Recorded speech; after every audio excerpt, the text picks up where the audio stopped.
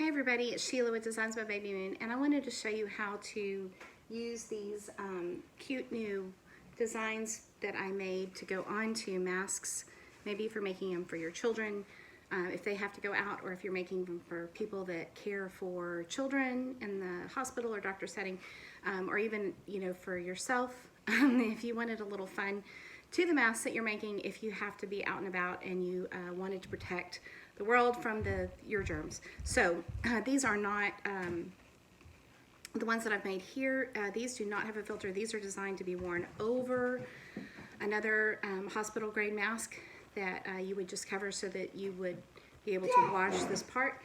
You can make it with a pocket on the back for the filter to be inserted in. And this next batch that I'm going to be making today, I'm going to show you how to leave an opening so you can insert a filter in there. But I just wanted to show you how these designs would work. So they're actually they're very sketchy. They're very light. They do not go all the way through both layers. What I have done is I've done them on a single layer of material. My kids are at home with me, so we are homeschooling and we are working from home and we are social distancing and going out very sparingly just to get what we need. So, but we are all in here together. So we're all in all the time.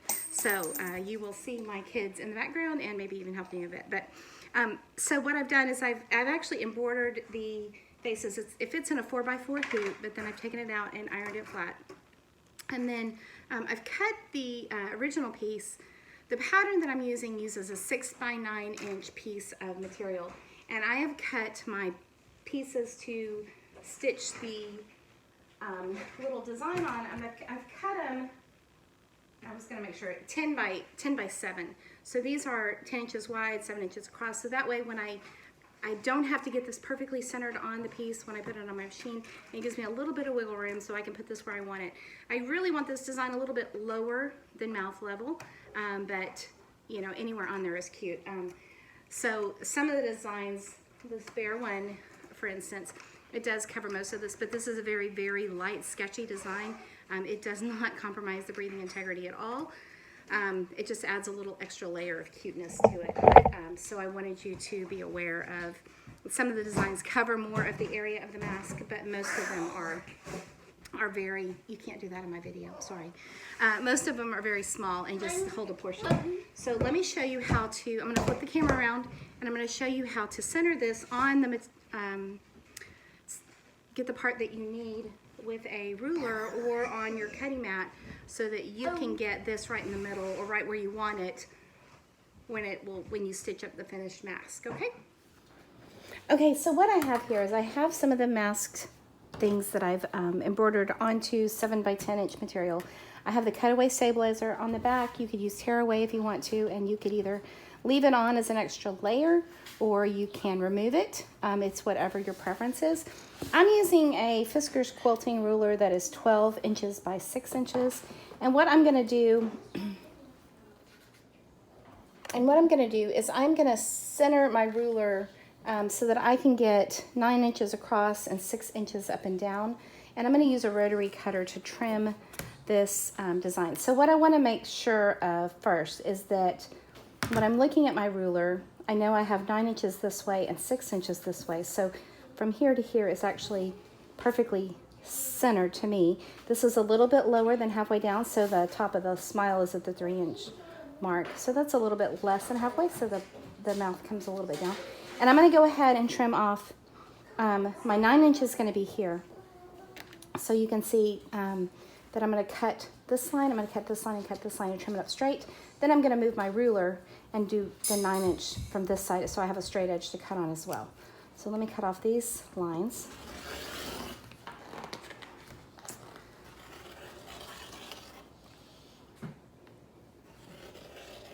The guidelines for the mask pattern that I'm using, my roller is, my rotary cutter is getting dull because I've cut so many of these lately.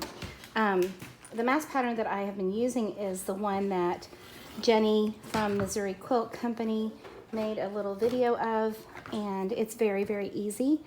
That's what I've made most masks of. I've actually played with some in the hoop embroidery designs where you would do it all at once, and I haven't really been happy with the results. I feel like sometimes Sewing it is just a lot faster. But if you only have an embroidery machine and not a sewing machine, then it makes sense to do it that way. But for this video here, we're going to sew them out. So now I put the 9-inch mark coming this way, and I'm going to cut off this end so that this side is finished as well. Okay, while I'm over here, let's trim up some of these other ones just so you can see how to get this. And I'm going to go ahead and trim off the stabilizer. Now I use cutaway stabilizer, so I'm not running right up to the stitching, making sure my fabric is well away from the stitching. And I am just going to cut this off and around it just to get most of that stabilizer off so that I don't have a puffy shield looking situation on the other side of the mask. See, that's good. Okay, and then let's trim this one. Again, I'm going to trim away the stabilizer first. Let's get rid of that. And you may have a faster and easier way to do that as well. You may want to do it while you're at your embroidery machine so that you're not doing it when you're trimming, but let's just get rid of that. So we don't need to worry about that at all right now. Okay, and then let's set up this design. You can see that I'm even using fabric up to the selvage because I know that even when I have some selvage edges, I can get rid of them in the stabilizer. Okay, so on this one, I'm gonna make sure, so this was right under the 3-inch mark, so it's right halfway down through the ruler. And because I have a selvage over here and I have an uneven cut over here, I'm gonna go ahead and just trim off the 6-inch mark. So I know that this is 6 inches, and then I'm gonna work on, so I've got it centered vertically, and it's centered somewhat horizontally in the material. Give that another trim. And then I wanna make sure I can get, which way we're gonna go from first, because we've gotta cut off both edges. So 9 inches to over here gives me this much to trim off, and I'm gonna give it a little bit, just a touch more. I have plenty of room over here at 9 inches to go, and I'm gonna go ahead and trim this side. And then I'm gonna take my ruler and put this 9, the one that goes the other way, over here, and I'm gonna trim off this side. Okay, so now that one is centered totally. Now, if you're just using plain fabric, all you need to do is, I wouldn't worry about anything. In fact, let's put this one this direction. We could just put this here, make sure we've got, this is reasonably straight on the bottom, reasonably straight on the side. I go ahead and cut it off at the top. And then if we measure, put this line, this side at the 9-inch mark, then we have this one at the 6-inch mark, and we can just zip that off as well.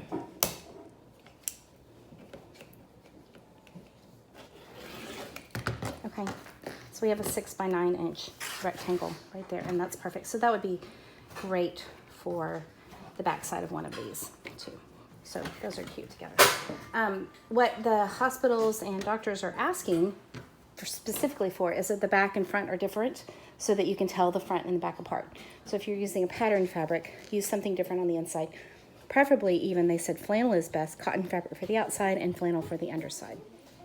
Let's go ahead and do one more. This is a little cat face, and so we will check that we have enough room to do 9 inches, and we just barely do over here. So I'm gonna work on centering the little cat face, putting it down below that 3-inch mark. And let's trim off, let's get the top a nice straight edge and the bottom a nice straight edge. You can see that I should have used a little bit more fabric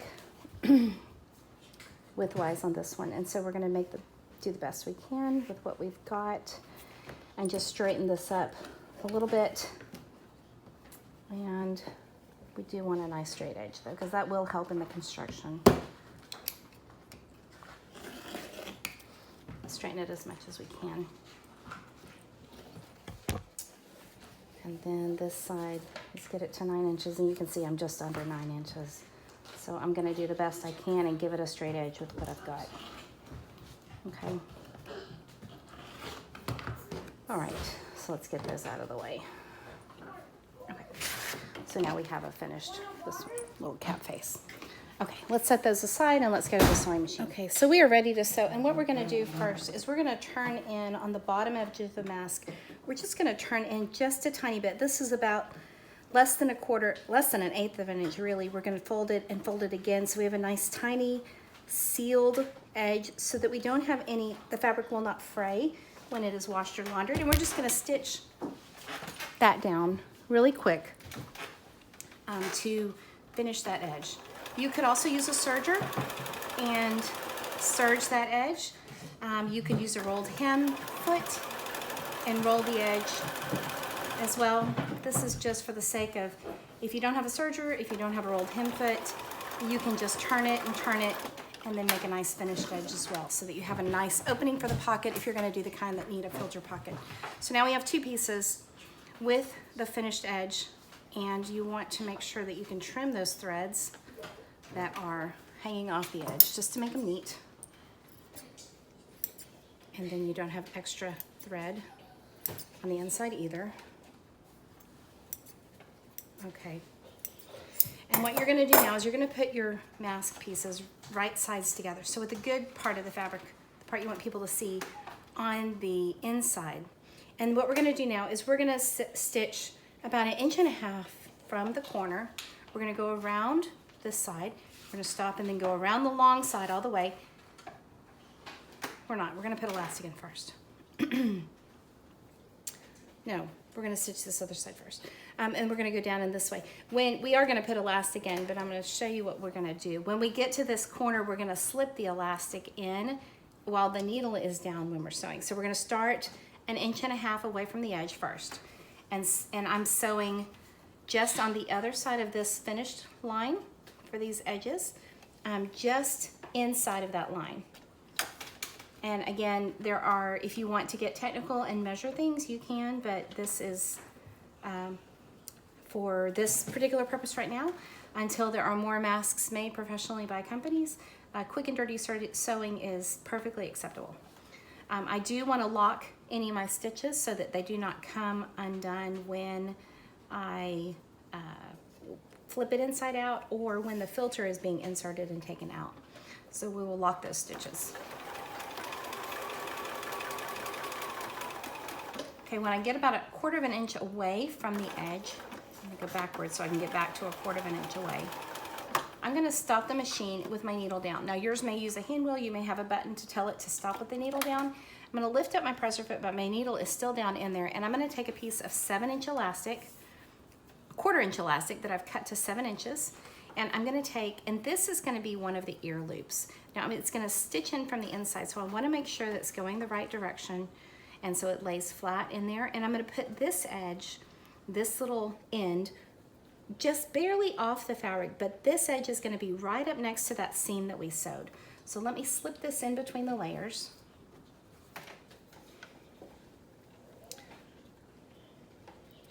Put my layers back down like a little sandwich, keeping that elastic in there. And then I'm gonna turn the fabric 90 degrees. So now I'm gonna be able to stitch this way, put my presser foot down, and I'm gonna sew a little bit, and then before I get to the end for this corner over here, I'm gonna stop so that I can do the same thing with the other end of this elastic that's set back here. I'm gonna bring it around, and so it catches before I finish this side.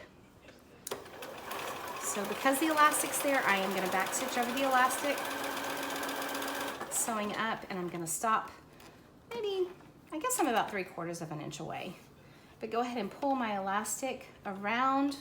I don't want to have too much hanging off, but I can have a little bit hanging off just so I can see it there. Put it up right up next to my needle, kind of at the corner, and then go over that edge, back stitching over the elastic, and then stopping again at the corner, leaving about 1/4 inch away. Now this is the top edge of the mask, and I'm going to come all the way down, stitching about 1/4 inch away from the edge of the fabric.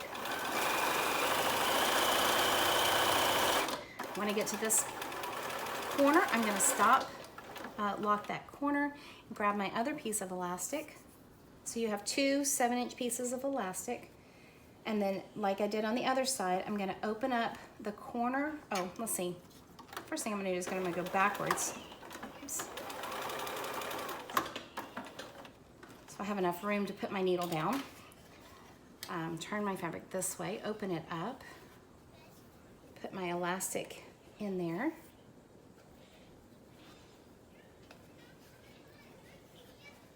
And then flatten that sandwich down, put my presser foot back down, and then come down this side, but stopping so I can insert the elastic again at the corner before I get to the corner. Making sure my elastic stays flat in there. I can feel it. I don't want it to be all twisty, but if yours happens to twist, it's really okay. It's not a big deal. I'm gonna put the elastic so it's hanging off the edge just a little bit away from that bottom stitch that we're gonna do. I forgot to put my needle down so it slipped away. But then I'm gonna finish stitching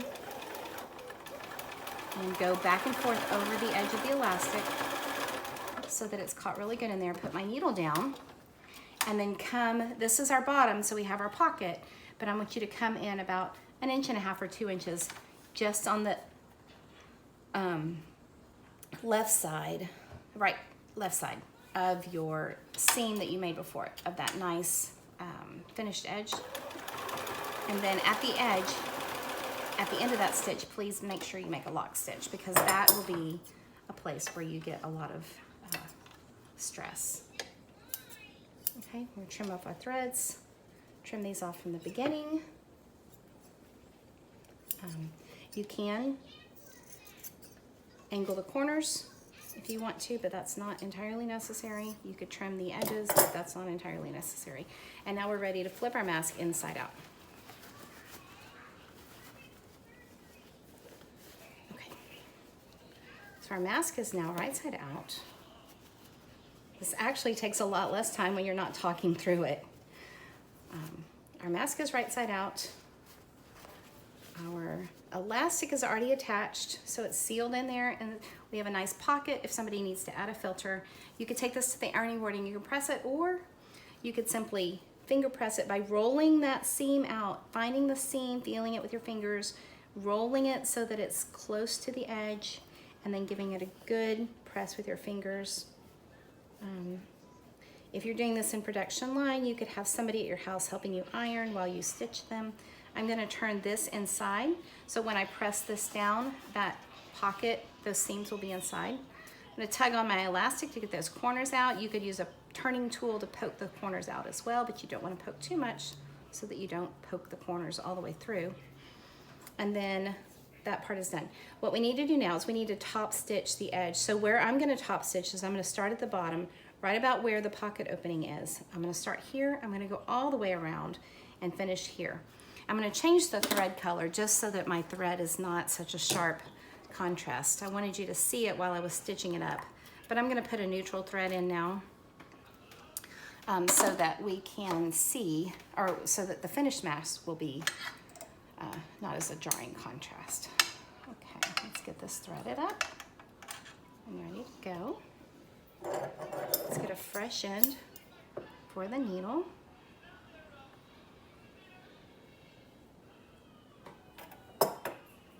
Right, and your machine may have an auto threader, and if it does, that is wonderful. That's great. Please, by all means, use that. Okay, we're ready to go. Our bobbin thread is up, and we're gonna top stitch around the edge, and then we'll add the pleats, and after we add the pleats, the mask will be done. So I'm gonna top stitch, and top stitching is just a way of holding the fabric down so that your fabric lays flat and nice. If you, sometimes the difference between things looking homemade and things looking professionally made is top stitching, and so it's not 100% necessary, but it does make a really nice finish.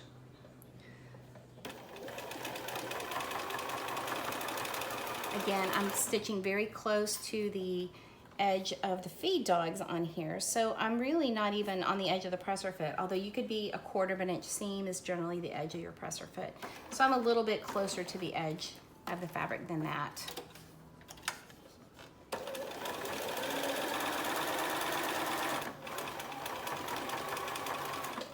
I am stopping at the corners to give it a little back stitch. That's really not necessary. And then to put my needle down in the fabric so that I have a nice boxed corner when I turn.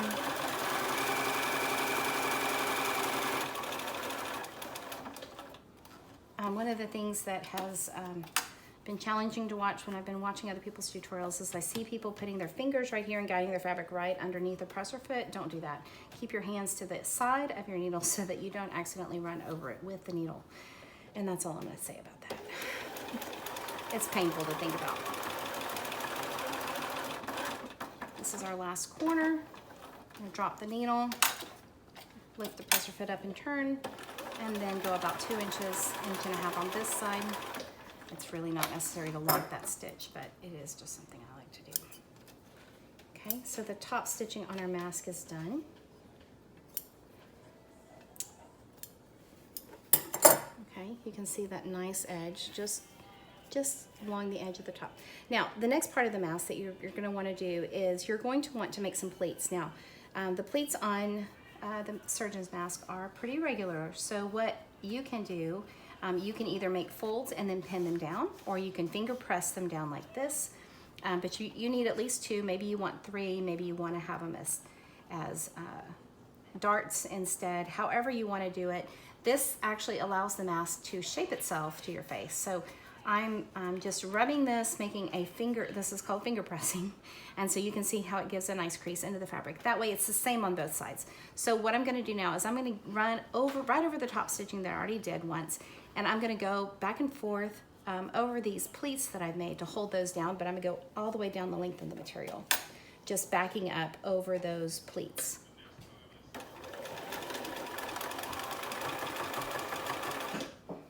Making sure that I'm still tucked in. I'm staying on top of that top stitching line, going back over those pleats just to give them a little bit of extra strength.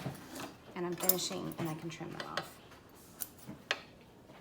Locking the stitching at the beginning and end of that stitching assures that that pleat stitching will be secure as well.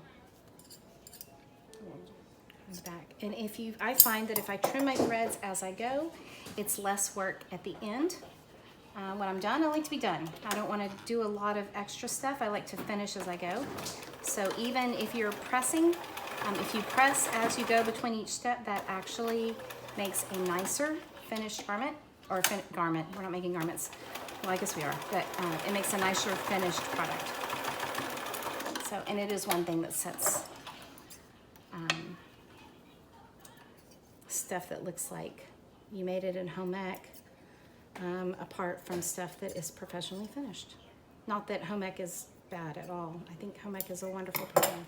So now our mask is finished. So when you put this on, it has the place for the pocket. It has a place for the filter on the inside. It's completely finished. You may find another mask pattern that works similarly that you like the shape of as well. And I hope that with the diversity of different styles of masks that people are making right now, that all of our healthcare workers are covered and that you are safe as you're going out and about. Well, we're not going out and about, as you are going out if you have to. How's that? So stay germ-free, stay healthy, and protect yourself and help protect others. Thanks for watching.